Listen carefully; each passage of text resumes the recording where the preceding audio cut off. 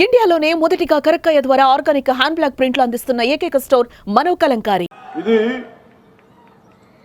నీకోసం నేను ఎంత ప్రయత్నం చేశానంటే నా జీవితంలో ఎప్పుడు నేను ఏది అవ్వాలని ప్రయత్నం చేయను. నా డిప్యూటీ సీఎం, నా పొలిటికల్ లీడర్, డెస్టినీ, కాలం, ఫేట్ ఇక్కడ తీసుకొచ్చి పెట్టింది. భారతదేశం కోసం పనిచేసే శక్తిని మన సనాతన ధర్మం ఇచ్చింది. సో మీ అందరికీ నా విన్నపం,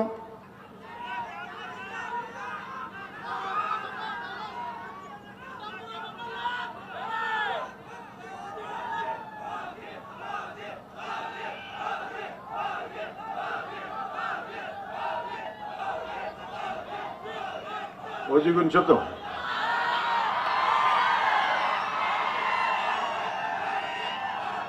మీకు సినిమా గురించి చెప్తాను.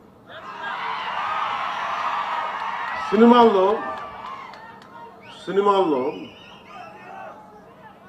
పోరాటం చేయడం, గొడవ పెట్టడం ఈజీ. నిజ జీవితంలో గొడవ పెట్టుకోవడం, ధర్మం కోసం గొడవ పెట్టుకోవడం, ధర్మం కోసం నిలబడటం చాలా కష్టం. మీరు ఈరోజు మీటింగ్కి విని వెళ్ళిపోతున్నారు.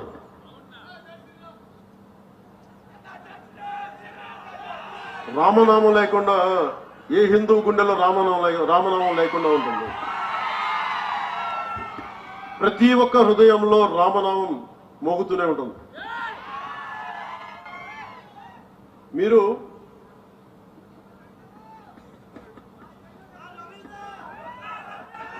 ఇందాక చెప్పిన రామ్ధారి సింగ్ దినకర్ గారిది ఆయన చెప్పేది, మనందరూ శక్తి లేదనుకుంటారు.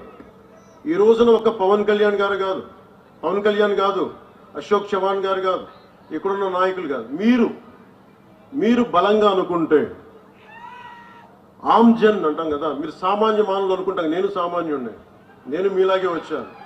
నా దేశం కోసం నిలబడాలి, మన సనాతన ధర్మం కోసం నిలబడాలి, పోరాడాలి. అది ఇక్కడ తీసుకొచ్చింది. సో రామ్ధారి సింగ్ దినకర్ గారు చెప్పింది,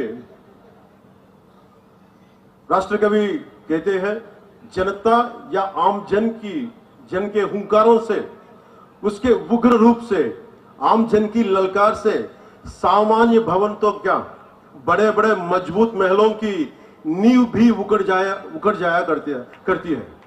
जनता में इतनी अधिक शक्ति निहित होती है कि उसके सांसों की तेजी से राज सत्ता के मुकुट हवाओं में ఊడిగయా కడితే. మీరు నిజంగా ఒక్కసారి మీరు ఎంత నిద్రాణమైన శక్తి ఉందంటే, మీరు బయటికి వస్తే మహామహులు పెట్టుకుని ఈ దేశాన్ని విచ్ఛిన్నం చేద్దామని హైదరాబాద్ నుంచి వచ్చే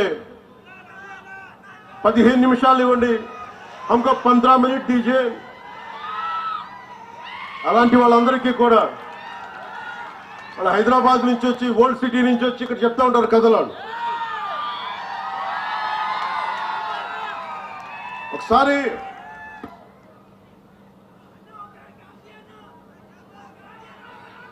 ఒక్కసారి చాలా మంది ఫారెన్ డిగ్నిటరీస్ వచ్చి నన్ను అడిగారు, ఈ దేశంలో మైనారిటీలు బాధపడుతున్నారు, భయపడుతున్నారు నరేంద్ర మోదీ గారి నాయకత్వంలో, భారతీయ జనతా పార్టీ నాయకత్వం అంటే. నేను ఒకటే చెప్పాను, హైదరాబాద్ లో కూర్చొని, ఓల్డ్ పాత బస్తీలో కూర్చొని పోలీసులు 15 నిమిషాలు కళ్ళు మూసుకు కూర్చుంటే హిందువులకు మేమేంటో చూపిస్తాం. నాకెవరో చెప్పాలనిపించింది, ఇది ఛత్రపతి శివాజీ నేల, ఇది ఇలాంటి ధమ్కీలకి భయపడం.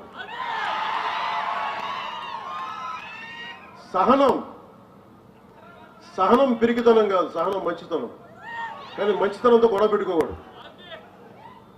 సో అలాంటి వాళ్ళకి మీరు కలిసికట్టుగా ఉంటే ఏదైనా సాధించవచ్చు. इतनी हिम्मत या ऐसा दुस्साहस समय, वक्त या काल चक्र में भी नहीं है कि वो जनता का రాస్తా రోక్ సకే అంటే మీరు అనుకుంటే మటుకు మన దారిలో ఎవరు ఏది ఆపలేరు మిమ్మల్ని. काल चक्र या समय की धारा स्वयं उस ओर मुड़ जाती है जैसी जनता चाहते. మీరు ఎలా కోరుకుంటే కాలం అలా మారిపోతే. మీరు భయపడితే సనాతన ధర్మం కోసం మీరు భయపడతారా? సనాతన ధర్మాన్ని రక్షించుకోలేరా? ఈ దేశం ఒకసారి మతపరంగా విడిపోయింది. దేశం ఇది సెక్యులర్ కంట్రీ. ఇది సనాతన ధర్మాన్ని బలహీనమైన ధర్మం కాదు, అది చాలా బలమైన ధర్మం. భరిస్తాం, ఆలోచిస్తాం, సహనంతో ఉండమని చెప్తాం. కానీ హైదరాబాద్ నుంచి వచ్చి మేము వస్తాం, చూస్తాం, చేస్తామంటే అక్కడ దాకా అవసరం లేదు. ये तोड़ना फोड़ना ये जरूरत नहीं ना. చాలా సింపుల్ గా ధైర్యంగా ఇది మన నేల ఎక్కడికి పారిపోతాం. తల్వార్లు పట్టుకొని వస్తే చేతులు కట్టుకొని కూర్చుందాం. ఎవరికి దమ్ము ఉంది చేయడానికి? ఇది మీరు ఆలోచించండి. అందుకనే సినిమాల ఆనందం ఓజీ అనండి, ఇంకోటి అనండి, కానీ సనాతన ధర్మ పరిరక్షణ కోసం, మహారాష్ట్ర అభివృద్ధి కోసం, మరాఠీ భాష కోసం, మరాఠీ సంస్కృతి కోసం మనందరం పనిచేయాలి. ఈ రోజు నేను మీకోసం మీ ముందుకు అందుకే వచ్చాను.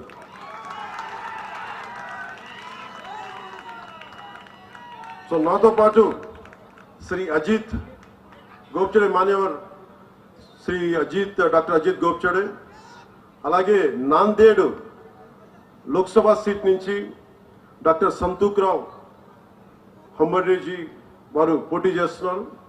శ్రీ జితేష్ రావు సాహెబ్ డెగ్లూర్ అసెంబ్లీ నుంచి బీజేపీ అభ్యర్థిగా పోటీ చేస్తున్నారు. వారికి అఖండ విజయం ఇవ్వాలని మనస్ఫూర్తిగా మీ అందరినీ కోరుకుంటున్నాను. సుమన్ టీవీలో మీ పర్సనల్ అండ్ బిజినెస్ ప్రమోషన్స్ కోసం కింది నెంబర్కి కాంటాక్ట్ చేయండి.